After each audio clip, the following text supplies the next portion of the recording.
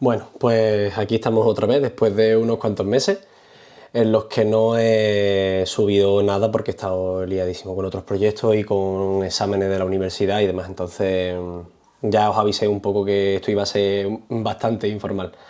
Así que vamos a retomar un poco con Henri Bergson, porque es un filósofo que descubrí hace tiempo, pero que nunca me había puesto a leer realmente en conciencia sus escritos.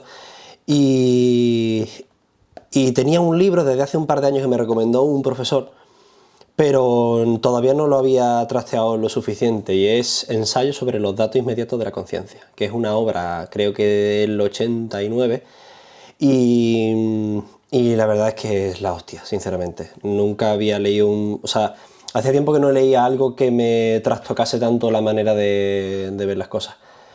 Y es básicamente porque Bresson anticipa de algún modo, no lo anticipa porque es un poco posterior a Nietzsche, si no me equivoco, y por así decirlo, hace un poco la crítica que hace Nietzsche a estas momias conceptuales, a estos conceptos que se cristalizan y que impiden a la ciencia tener una concepción real del devenir de las cosas. Bergson da una perspectiva muy parecida, pero en este ensayo al menos, desde una crítica al psicologismo al psicologismo de su época, según el cual la mente es un cúmulo de hechos de la conciencia que tienen cierta exterioridad y que son, por así decirlo, unidades indivisibles al modo de unidades matemáticas. Entonces, para ir un poco a... O sea, es que este es un tema complicado. La verdad es que he tardado más en grabarlo porque no sabía cómo abordarlo, porque es un libro que, a pesar de ser bastante estrechito, son unas 160 páginas, es bastante denso y tiene un montón de conceptos que la verdad es que para lo corto que es, he tardado casi un mes en leerlo en condiciones. No, te diría que mes y medio más o menos. Y antes de ir al meollo, creo que hay que conceptualizar unas cuantas cosas que creo que son importantes. Bueno, principalmente de lo que trata Bergson, de lo que trata la filosofía bersoniana, es de escapar un poco de esta obsesión positivista por definir las cosas, de esta obsesión que tienen muchas veces los filósofos de intentar definir conceptos y hacer el trabajo que deberían hacer los científicos. Es decir, los filósofos, sobre todo a partir del siglo XIX, como consecuencia un poco de este impulso de la Ilustración, intentan definir una filosofía a partir de definiciones lo más científicas posible y lo más numerizadas, por así decirlo, una definición un poco vaga. Pero frente a eso, Bergson defiende que lo que debe hacer el filósofo es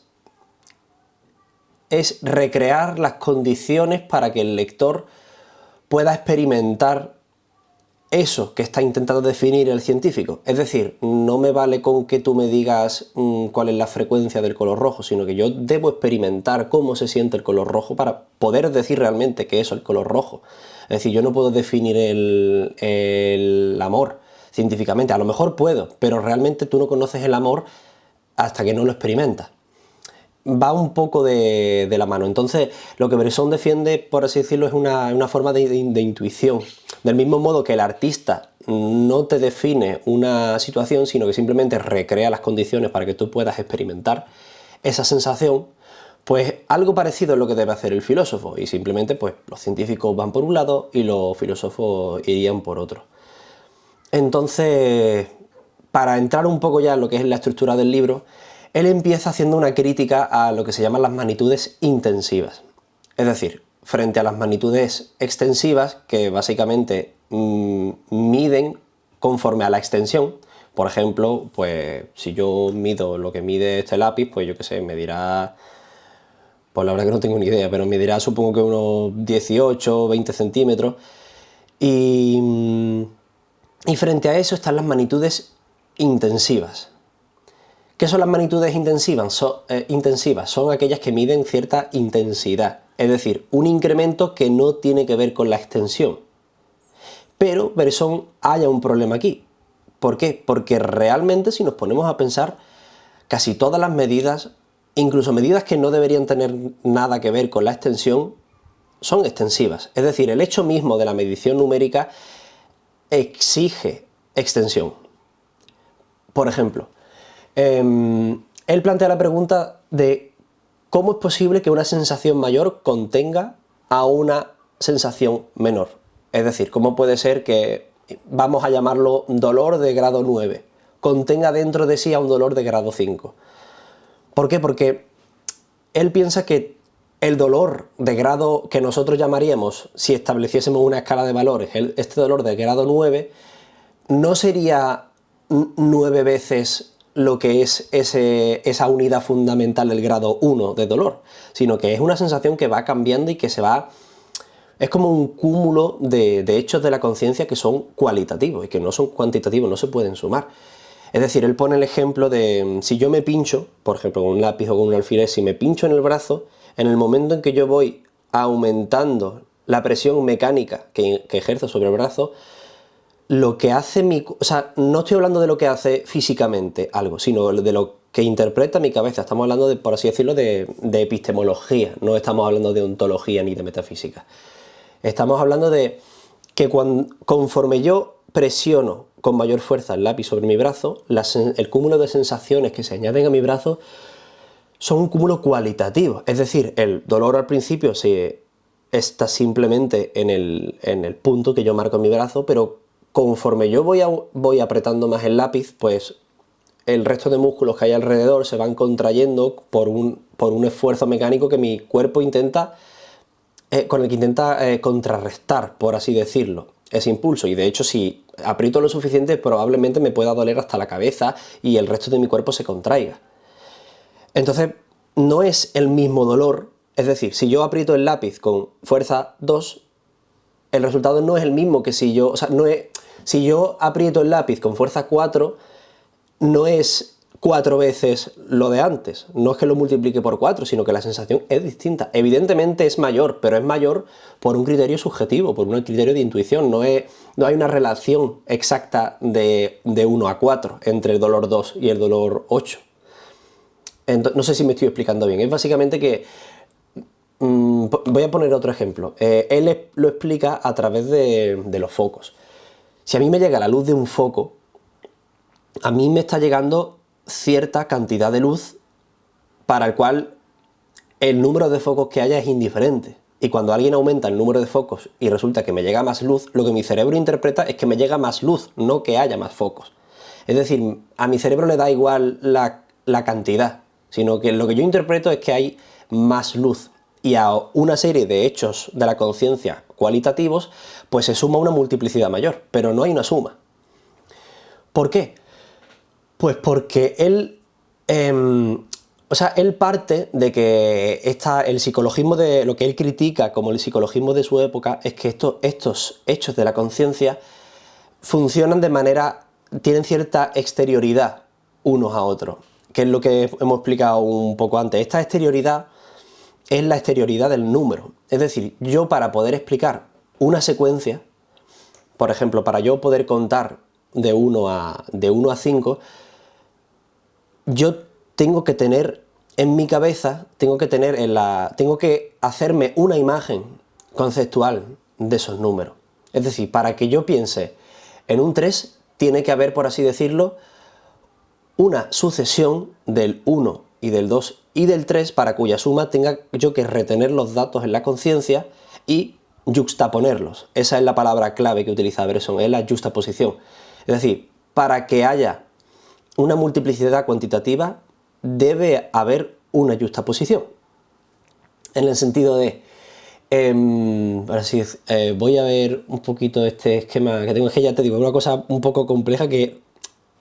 Esto es lo que me gusta de Beresson, que es muy difícil intentar explicar a Beresson de una manera objetiva, sino que se explica mediante intuiciones, pero una vez que lo empiezas a entender es curioso, pero luego te pone realmente ejemplos reales de de algo que podríamos considerar como demostraciones. Lo que pasa es que evidentemente esto no debe ser entendido como ciencia.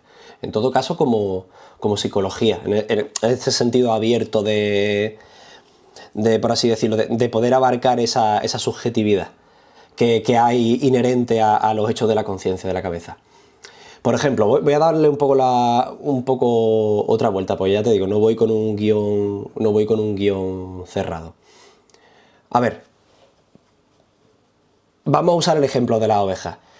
Para yo poder contar ovejas, estamos hablando de esta idea de sucesión, para poder pensar una sucesión de ovejas, para poder contar ovejas, tengo que pensarlas una detrás de otra. Es decir, o yo las justapongo en un espacio, por así decirlo, ideal, o repito la imagen de una sola oveja idéntica.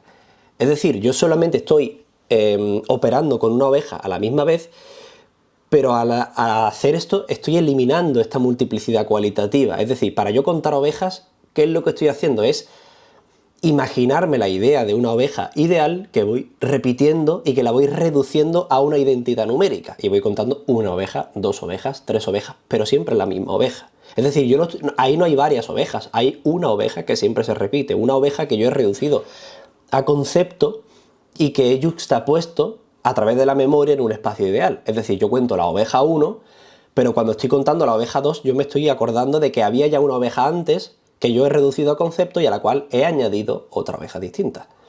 Es como, por ejemplo, él lo que critica es que esto es una intromisión de nuestra noción de espacio y de juxtaposición en nuestra manera de pensar. Es decir, nosotros realmente, como hemos dicho antes, estos hechos de la conciencia no tienen una cuantificación real. Esta cuantificación es una construcción nuestra. ¿Y de dónde viene esta construcción? Viene de la extensión. Viene de que nosotros realmente, cuando pensamos en que algo duele, en que algo aumenta en intensidad, nosotros lo que estamos midiendo es la consecuencia fisiológica que nuestro cuerpo, con la que nuestro cuerpo reacciona a ese estímulo.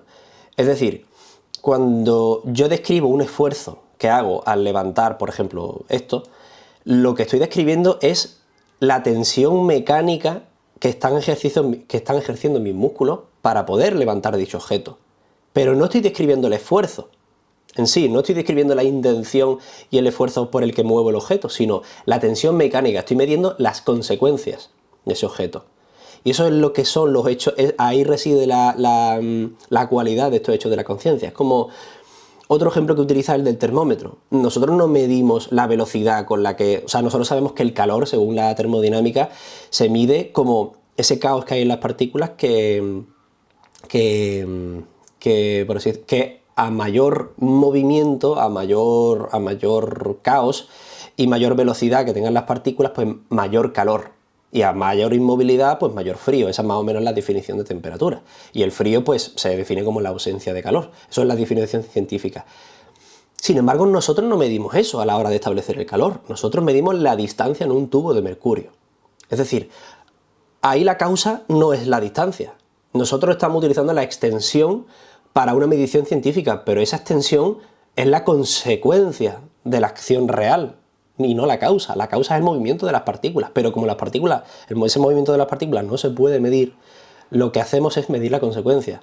¿Por qué? Pues porque es mucho más cómodo, es mucho más sencillo y funciona.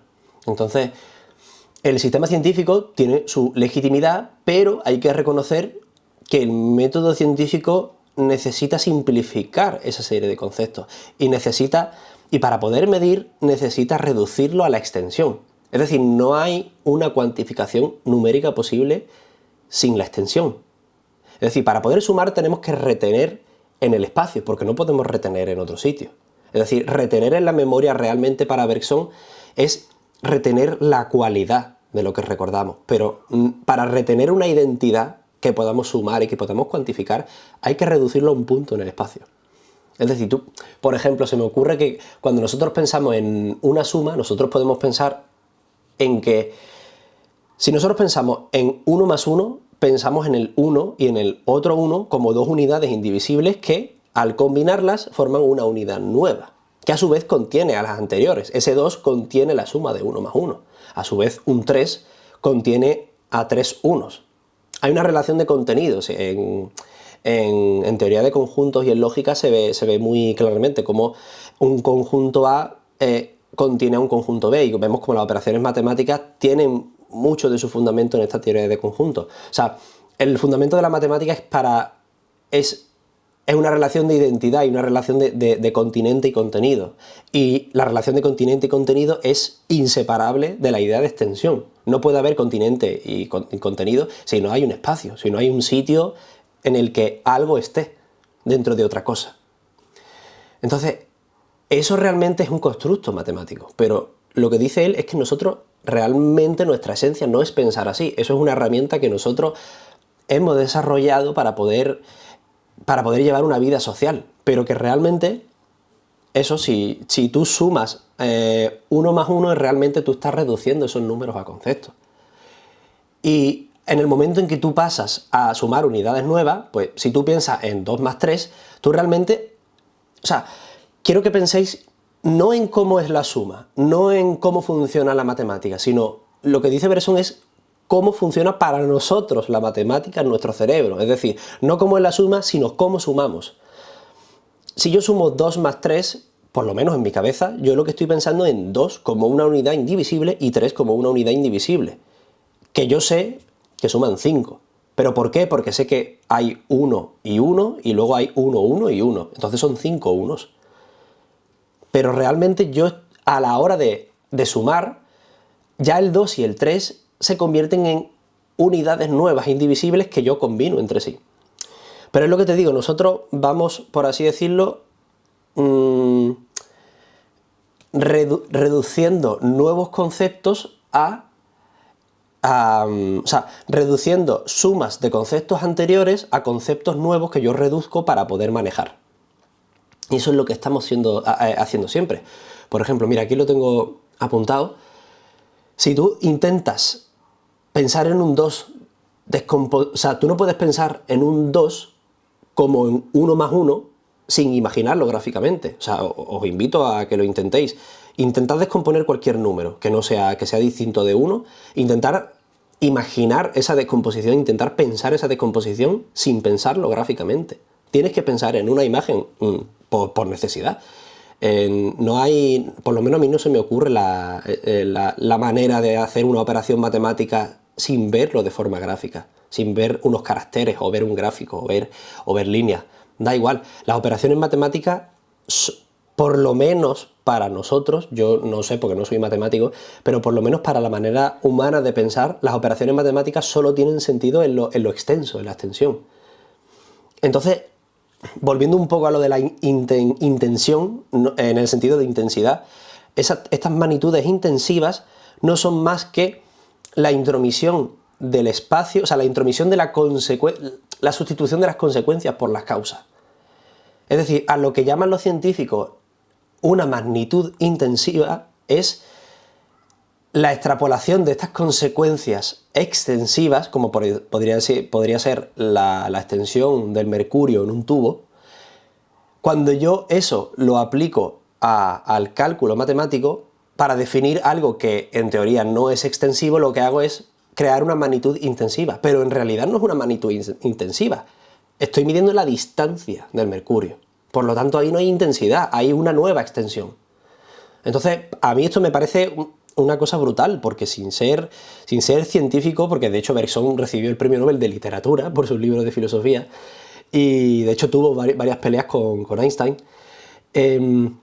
reformula una manera de entender la ciencia que realmente yo no he visto en otro autor. Yo sí que he visto en Nietzsche, por ejemplo, incluso en Occam, diría esta crítica a estas momias conceptuales. Lo que pasa es que Occam lo dice de otra manera. Más adelante me gustaría hablar de Occam.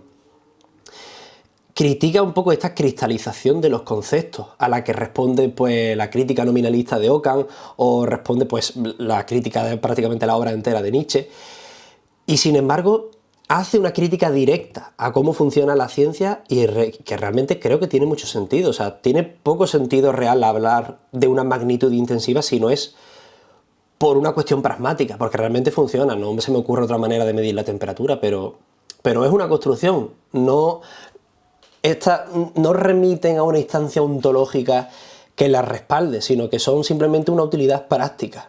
no tienen una identidad científica, por así decirlo. Y esto es una crítica que hace un filósofo. Entonces, me parece que es algo vital. Tengo aquí unas cuantas cosas, porque ya más o menos hemos definido qué son las magnitudes intensivas y qué son las magnitudes extensivas. Entonces, a partir de esto ya podemos empezar a comprender cómo funciona esta filosofía expuesta en este ensayo, porque recordemos que es el primer ensayo que escribe, su primer trabajo filosófico oficial, y que tuvo una relevancia espectacular, aunque luego fuera olvidado, porque a día de hoy poca gente le lee a Bresson. En cierto modo, porque yo creo que la pelea que tuvo con Einstein, porque se le atribuye el hecho de que Einstein no obtuviese el premio Nobel por su teoría de la relatividad, porque Bresson lo criticó bastante, criticó su noción de tiempo y espacio, que ahora veremos cuál es la crítica que hace Bresson tanto a la duración como al movimiento. Pues tengo aquí el tema del sentimiento estético y sentimiento fisiológico. Sí, vamos a tirar un poco por ahí. Él diferencia entre sentimiento estético y sentimiento fisiológico, pero es como una distinción, no es una definición de un científico, sino que define el sentimiento estético y el sentimiento fisiológico como dos partes de una misma moneda. Es decir, realmente en todo sentimiento, en todo proceso de pensamiento, hay una connotación estética. Es decir, cualquier estímulo que uno reciba produce un efecto en el cerebro y produce pues un recuerdo de algo, o produce te incita a relacionarlo con otra cosa. Sea fisiológico o sea mental. Incluso en lo fisiológico se da el caso de que una sensación fisiológica te pueda dar lugar a un sentimiento estético. Pues una caricia, un olor, pues cierto dolor fisiológico, te pueden recordar pueden tener connotaciones estéticas. Entonces, él no establece una distinción tajante, sino que considera que hay una gradación. Y conforme al sentimiento estético, pues él diría que no hay un aumento intensivo de alegría, sino una serie de cambios cualitativos.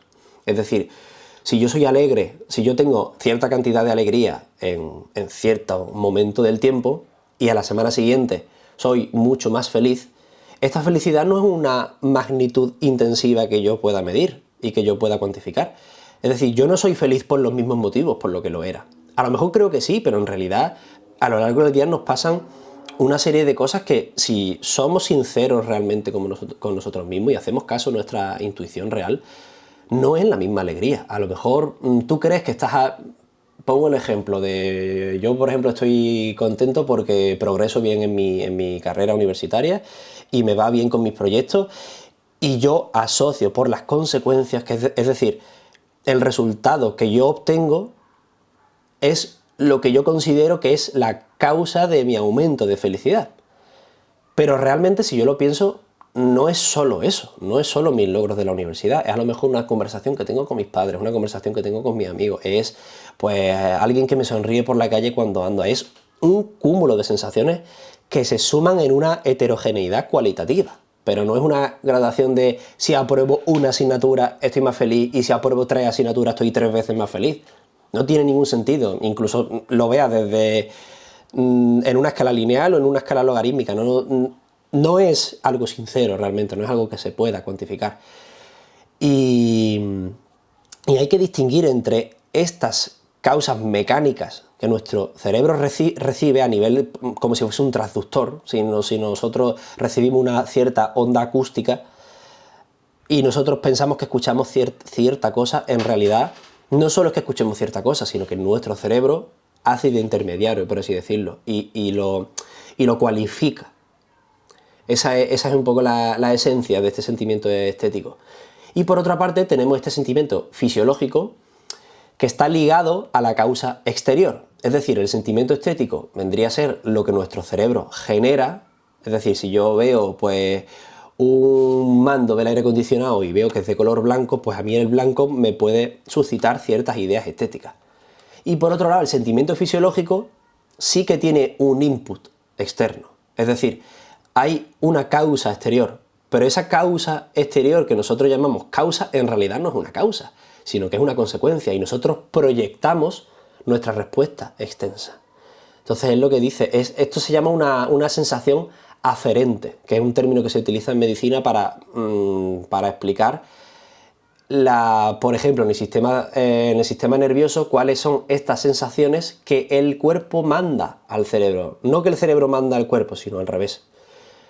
Entonces, esta sensación aferente para él sería, pues, por ejemplo, pues, la materialización de la tensión mecánica en el cuerpo a la hora de coger un objeto. Entonces, nosotros pensamos que el esfuerzo es mayor y pensamos que el dolor aumenta en intensidad simplemente porque nuestros músculos se ponen más tensos. Entonces nosotros intentamos medir eso en base a un aumento que en realidad sí que es plausible, pero que si lo miras de cerca no es estrictamente medible en cuanto a las identidades matemáticas, sino que es un cúmulo de sensaciones cualitativas. El ejemplo que he puesto antes de pincharte con un lápiz. Si te pinchas con cierta intensidad te va a doler solo la zona, pero cuanto más aumentas la presión, más se irradia el dolor al resto del cuerpo. Y eso es un aumento cualitativo, no es algo que se pueda medir. De momento, ya no sé qué es lo que pasará dentro de un tiempo. Él habla de la teoría de Fechner, no sé si lo conocéis, creo, si no me equivoco, es el de la ley Weber-Fechner, que dice que las intensidades el cuerpo la recibe, o sea, que la percepción humana es logarítmica y no lineal. Es, por así decirlo, algo que está muy de la mano de lo que dice Bergson, en el sentido de que, por ejemplo, nosotros las notas musicales no las oímos conforme a una escala lineal, sino que nuestro cerebro entiende y procesa la información de un modo logarítmico. Pero esto es una manera muy cuantitativa, porque sea logarítmico o sea lineal, estamos hablando de identidades matemáticas. Pero sí que Bergson atiende a esta idea de Fechner, porque Fechner reduce el sentimiento del esfuerzo de atención al sentimiento muscular producido al poner en movimiento por acción refleja los músculos relacionados con dichos órganos, que dicho de un modo más sencillo es esta inversión de las causas por las consecuencias. Es decir, yo siento que algo me duele porque mi cuerpo se tensa, no porque me duela realmente. El dolor existe, pero es otra cosa, no es lo que yo mido según una escala de dolor. Eso es básicamente, pasa que lo he explicado de una manera bastante forzada. ¿Cuál es el ejemplo que a mí es el que más me ha llamado la atención y el que más me ha marcado? Pues es la descripción de la percepción musical de Bresson. ¿Por qué? Porque esta percepción musical, de la mano con lo que estamos intentando gestar un poco en este canal, la percepción musical funciona, o sea, es un mecanismo que delata de una manera muy clara cómo funciona realmente nuestra intuición real y cómo funciona nuestra duración del tiempo real. O sea, nosotros cuando pensad en cualquier melodía, si nosotros pensamos en una melodía, las melodías no son una suma de notas aisladas. No es... si la melodía es do, re, mi, fa, sol, nosotros no pensamos en un do, en un re, en un mi, un fa y un sol. Es decir, cualquier persona puede entender el contenido sintáctico de una melodía sin ni siquiera saber de música y sin ni siquiera saber lo que son esas notas aisladas. Entonces, tú lo que percibes es la forma de la melodía. O sea, y es evidente que cuando tú le quitas una de esas notas, pierde su integridad tanto melódica como rítmica. Entonces, ¿por qué? Porque la melodía es una consecuencia de la memoria, o sea, una consecuencia de que la memoria recoja ese material cualitativo y lo ordene y haga de él una forma. Y en el momento que quita uno de los elementos constitutivos de la forma, ya la melodía deja de tener sentido y no nos cuadra.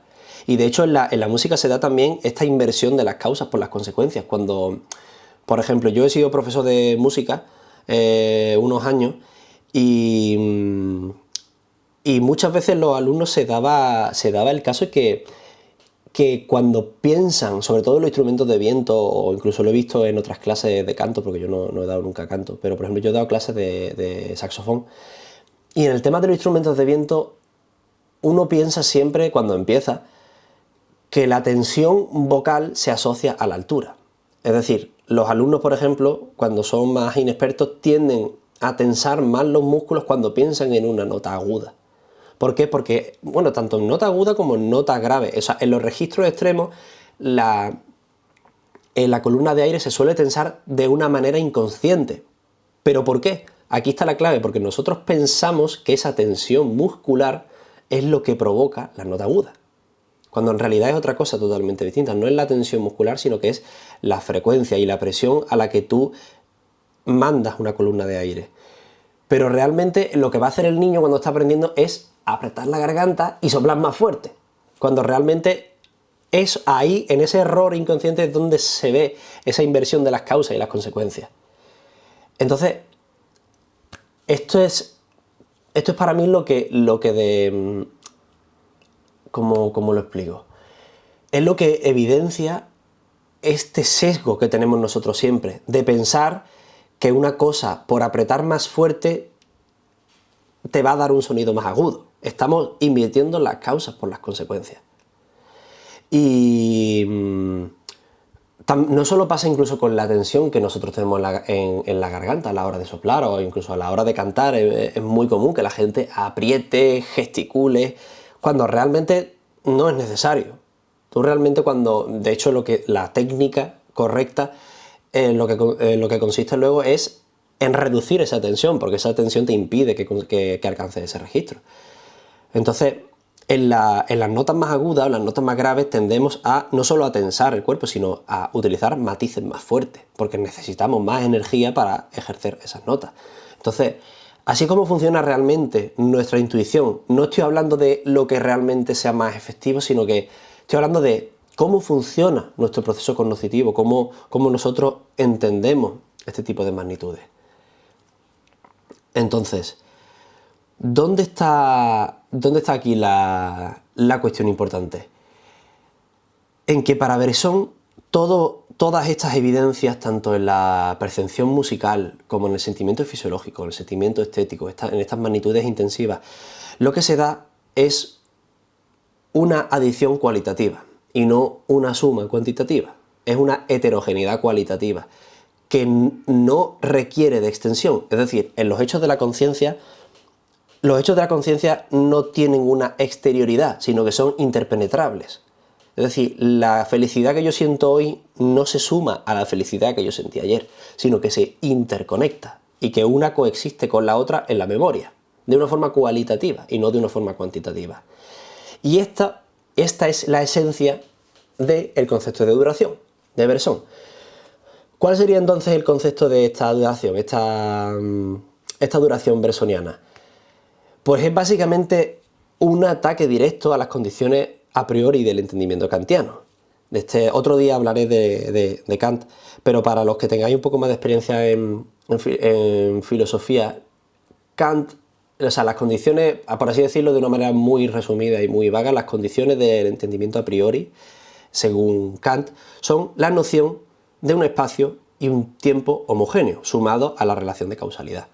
Entonces, por así decirlo, para Kant nosotros tendríamos dentro de nuestra cabeza, de acuerdo pues con este paradigma racionalista heredado de Descartes, que nosotros tenemos dentro de nosotros las condiciones a priori del espacio y del tiempo de una manera homogénea. Entonces nosotros vemos X elementos y nos es posible situarlo en el espacio y en el tiempo, de acuerdo pues a una relación causal. Y lo que dice Bresson es que esto no es así. Kant cometió el error de creerse esta idea del espacio homogéneo, cuando el espacio homogéneo es una herramienta de medición, simplemente, pero no responde a la realidad humana. La realidad humana es que nosotros entendemos el mundo como una serie de hechos cualitativos. Y el único motivo por el cual utilizamos los elementos cuantitativos es por poder desempeñar una función social. Es decir, nosotros no podemos, para poder llegar a un consenso y para poder llegar a un diálogo racional y para poder debatir en una comunidad científica y llegar a respuestas tajantes, lo que necesitamos es cuantificar las cosas, porque no podemos estar debatiendo entre intuición, entre unión. Se puede hacer y se debe hacer, pero no es realmente algo efectivo para la vida social. Es decir, nosotros reducimos las cosas a conceptos y reducimos las cosas a palabras, porque estamos atravesados por el lenguaje y porque necesitamos reducir una sensación a una palabra, cuando todos sabemos que hay muchas sensaciones que no podemos reducir a palabras. Entonces, necesitamos estas mediciones cuantitativas. Entonces, ¿cómo podría explicarlo un poco? Porque me da la sensación de que no lo estoy explicando bien. Por así decirlo, la exterioridad en sí, que la exterioridad que critica de Kant, es que la exterioridad en realidad es propia de las cosas que ocupan espacio. Es decir, nosotros estamos constantemente condicionados por el ojo. Te diría que es el sentimiento más importante para cualquier ser humano. La vista es el sentimiento, creo que es el último sentido que nadie querría perder, porque es mediante el cual nos movemos. Entonces, nosotros por un lado vemos la exterioridad de las cosas que ocupan el espacio, pero no nos damos cuenta de que los hechos de la conciencia no son exteriores los unos a los otros, no se yuxtaponen. Nosotros los yuxtaponemos porque estamos acostumbrados a ver que en el mundo real, que en el mundo exterior las cosas se yuxtaponen entre sí. Yo puedo ver este mando y este lápiz en dos sitios, y son dos elementos que se yuxtaponen y que permanecen el uno al lado del otro. Pero dentro de la cabeza no se yuxtaponen si no es a través de la intromisión del espacio. Es decir, dentro de nuestro cerebro no podemos decir que hay una espacialización, no podemos decir, porque ya lo hemos demostrado antes, cómo nosotros no podemos pensar en dos hechos de la conciencia que se yuxtapongan sin pensar en una noción del espacio. Es decir, es imposible. Y en el momento en que nosotros pensamos en una noción del espacio, lo que hacemos es sustraer esa identidad cualitativa que tienen las cosas y las transformamos en puntos espaciales, en unidades indivisibles que podamos cuantificar. Volviendo al ejemplo de las ovejas, que aquí es donde vamos a entender un poco cómo funciona el concepto de duración, ¿dónde diríais que no dormimos? O sea, ¿te duermes con la oveja número 500? ¿Te duermes con la oveja número 300? Se puede decir que hay un punto. O sea, ¿qué sentido tiene contar ovejas? ¿Cuál es la oveja con la que te duermes? No sé si veis un poco por dónde voy. No hay una cantidad. Nosotros contamos ovejas, pero en realidad nosotros no nos dormimos con una cantidad X de ovejas, sino que cuando contamos ovejas se da una suma cualitativa que va creciendo hasta que induce otro cambio cualitativo. Y que, pues, en este caso, pues nos incita a dormirnos. Pero no hay una suma. Tú no tienes nadie cuenta, yo a las 500 ovejas me duermo, yo me duermo a las 1000. No funciona así. No funciona en cuanto a una cantidad, funciona en cuanto a una adición cualitativa. Y es básicamente eso. Nosotros tenemos que recurrir a este espacio simbólico para contar los hechos de la conciencia. Pero claro, esto es lo que modifica las condiciones normales de nuestra percepción interna. Nosotros estamos extrapolando estas cuestiones del espacio a nuestra propia mente. Estamos interiorizando cosas que vemos desde el exterior, pero que nunca nos hemos parado a pensar que en realidad lo que estamos haciendo es distorsionar lo que es nuestra intuición real. Por así decirlo, él habla de que los animales, por ejemplo, al no tener esta concepción de exterioridad, en el sentido de que nosotros nos consideramos a nosotros mismos como una cosa exterior al mundo. Sin embargo, los animales no dominan el lenguaje y no tienen este pensamiento que tenemos nosotros porque ellos pertenecen al mundo. Ellos funcionan, por así decirlo, ellos, como no se dan cuenta de la espacialidad del mundo y pertenecen a ella, ellos no aplican estas nociones espaciales a su pensamiento. Es decir, ellos no pueden abstraer, porque cualquier proceso de abstracción, cualquier proceso de pensamiento implica una extensión, implica una idea gráfica que nosotros pensamos. Y esa es la cuestión, que para Bergson el problema de la espacialidad es que hace que realmente veamos cuestiones cuantitativas cuando realmente no las hay. Y entonces el tiempo de Bergson se trata de esta idea de sucesión, de que el tiempo no es una cosa cuantificable. El tiempo está compuesto de instantes heterogéneos que se van sumando y que forman un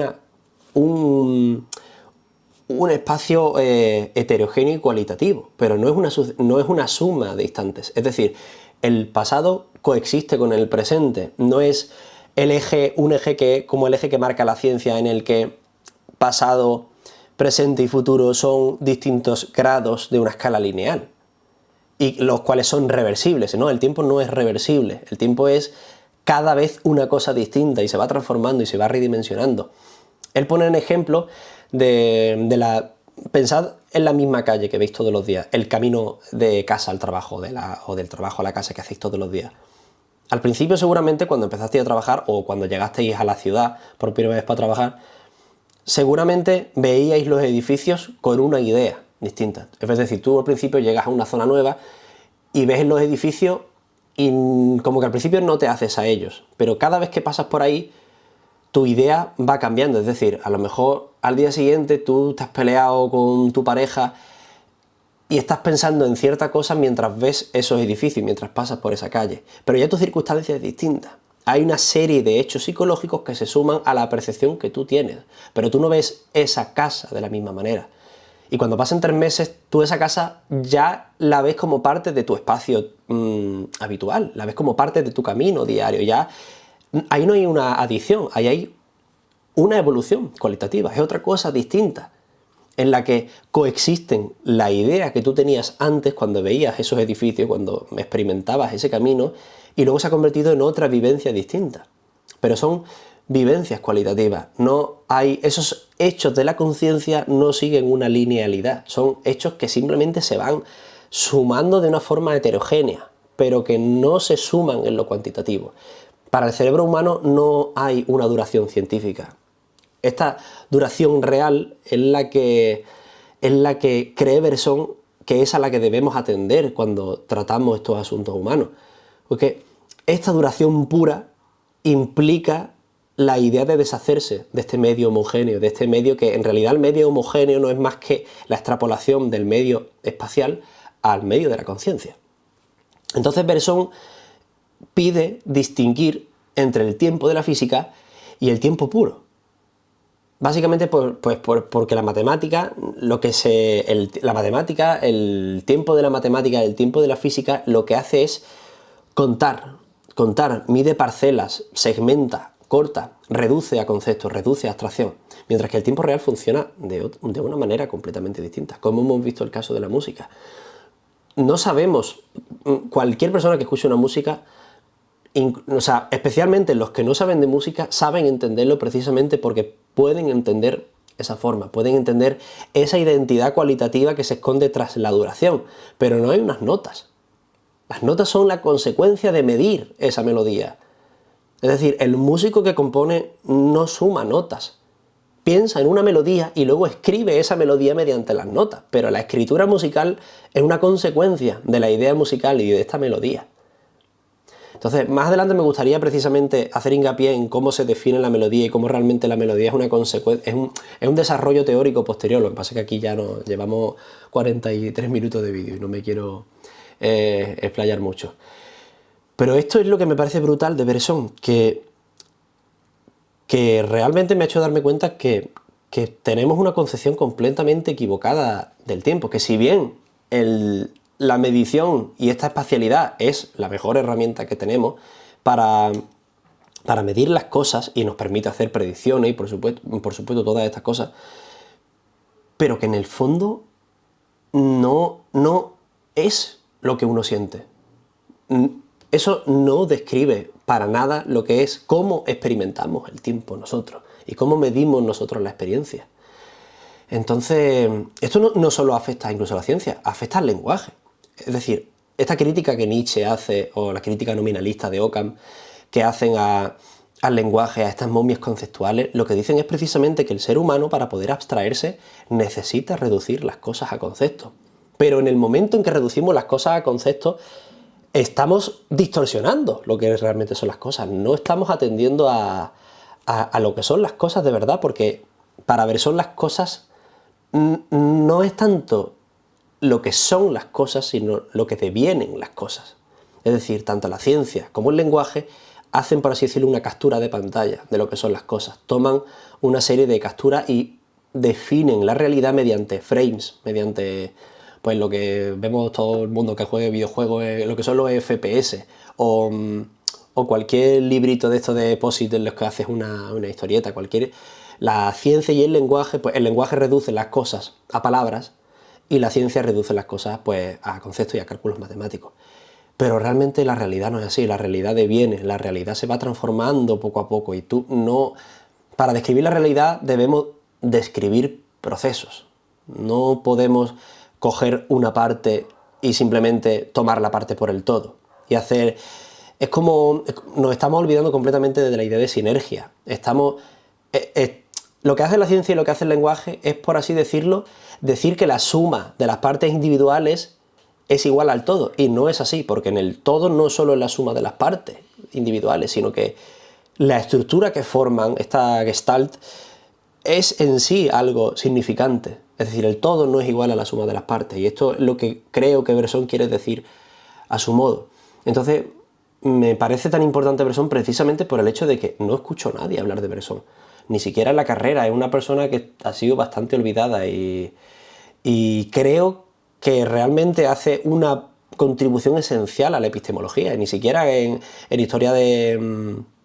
No en historia de pensamiento científico, perdón, en teoría del conocimiento, que es una carrera, una asignatura que se da en la carrera de filosofía, no se ve a Bresson por ningún lado, y me parece que es fundamental, porque de lo que está hablando es de teoría del conocimiento, es de qué es lo que nos legitima a nosotros a conocer las cosas y cómo las conocemos realmente, al margen de la utilidad científica. Y hace una crítica a Kant que me parece que es fundamental. Y creo que ya está. No se me ocurre nada más. Tampoco no quiero forzar mucho tampoco las cosas. Creo que para terminar voy a leer una cita que creo que... Sí, con esto vamos a terminar. Es una cita y a la cual le he añadido una especie de demostración matemática que creo que viene al paso y que realmente demuestra cómo la teoría de Bresson no es tan... O sea, es intuitiva y se centra en la intuición, pero que realmente tiene un respaldo matemático y que se puede interpretar de esa manera. La cita son en las páginas 90 y 91 del libro. Y dice así: todos los días veo las mismas casas y, como sé que son los mismos objetos, los designo constantemente con el mismo nombre y me imagino también que se me aparecen siempre de la misma manera. Sin embargo, si me remito al término de un tiempo bastante largo, a la impresión que experimenté durante los primeros años, me asombro del cambio singular, inexplicable y sobre todo inexpresable que se ha producido en ella. Parece como si esos objetos, continuamente percibidos por mí y cardándose sin cesar en mi mente, hubieran acabado por cobrar algo de mi existencia consciente. Como yo han vivido y como yo envejecido. Y no es pura ilusión, pues si la impresión de hoy fuera absolutamente idéntica a la de ayer, ¿qué diferencia habría entre percibir y reconocer? Entre enterarse y acordarse. Sin embargo, esta diferencia escapa a la atención de la mayoría. Uno no se dará cuenta de ella más que a condición de que se la señalen y de interrogarse entonces escrupulosamente a sí mismo. La razón de ello es que nuestra vida exterior, y por así decirlo social, tiene más importancia práctica para nosotros que nuestra existencia interior e individual. Tendemos instintivamente a solidificar nuestras impresiones para expresarlas con el lenguaje. De ahí que confundamos el sentimiento mismo, que está en perpetuo cambio, con su objeto exterior permanente, y sobre todo con la palabra que expresa a ese objeto.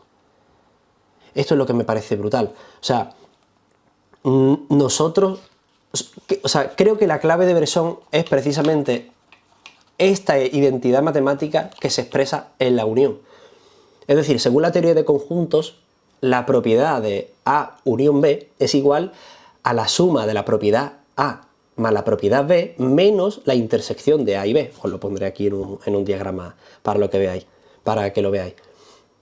Pero precisamente para yo unir dos conjuntos tengo que eliminar su intersección. Eso a nivel matemático es un significado claro y es una identidad matemática que nosotros, sepamos matemáticas o no, la tenemos consciente. Para yo poder sumar dos cosas tengo que separar aquello que las une.